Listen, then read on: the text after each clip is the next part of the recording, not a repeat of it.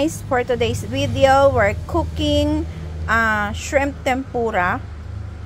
Ayan, na-open ko na yan siya lahat. Hindi ko na naipakita kasi nasugat ako kanina. So, medyo messy siya. May blood. So, meron tayong ditong all-purpose flour. And then, meron tayong atswete powder. Meron tayong egg na hindi makita. Ayan po yung ating egg. And meron tayong pepper. So, gawa lang tayo ng kanya. Nakuha lang tayo ng ating all-purpose flour. Bukas na ito siya. Wait lang.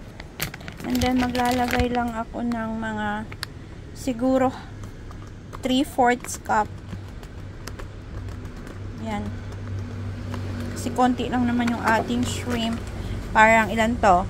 1, 2, 3, 4, 5, 6, 7, 8, 9, 10. 12 lang siya, guys. Okay? So, 3/4 lang. Oy, sorry naman sa ating spatula. Hindi makagandahan ang kanyang color. Wala kasi tayong crispy fry. Lagyan ko lang ng konting atswete powder. And black pepper. Then, black pepper. Oops. Okay. Alright. Mix-mix lang natin yan. Tapos, lagyan natin ang ating seasonings. Then, lagyan ko lang siya ng isang egg. And I'm gonna grab 1 piece of egg. Ayan.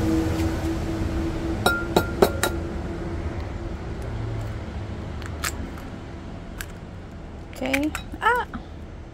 Tapos, naglagay na rin ako ng liquid seasonings. Konti lang. Then, mix lang natin together.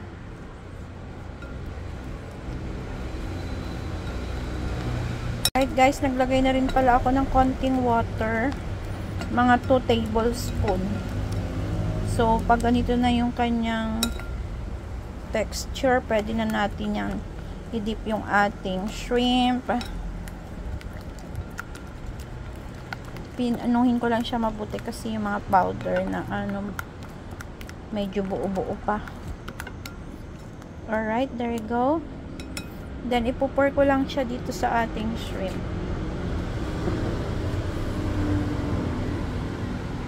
Sana nakikita nyo siya ng ayos, diba? Wait lang, guys.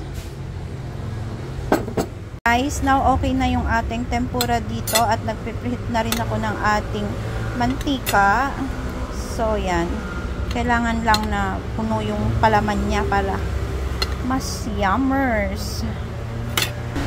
Guys, looks like our cooking oil is already okay. Let's try one.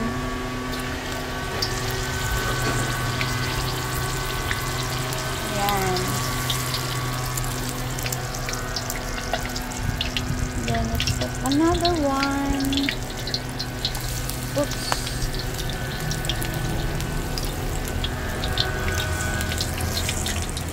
So, tuloy lang natin, guys. At nandiyan na yung aking asawa. There you go. Oh my God. Medyo mag-ingat lang tayo sa mantika. Pwede na natin i-flip yung isa.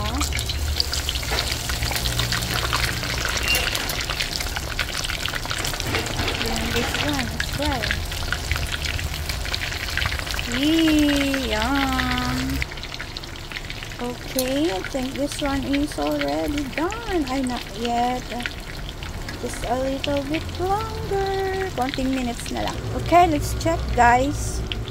Yung nauna. Ooh. I think this one is already okay. How about this one? Ooh la la. Okay na din siya. Look at that. Perfect. Guys, we're almost done. Kailangan tanggalin lang natin itong mga straight yan. Pero, hindi ko na tinanggal kasi isang piraso na lang naman. And this is our finished product. Look at that, guys. It's the last batch na nakalimutan ko na. Nasunog na to, guys.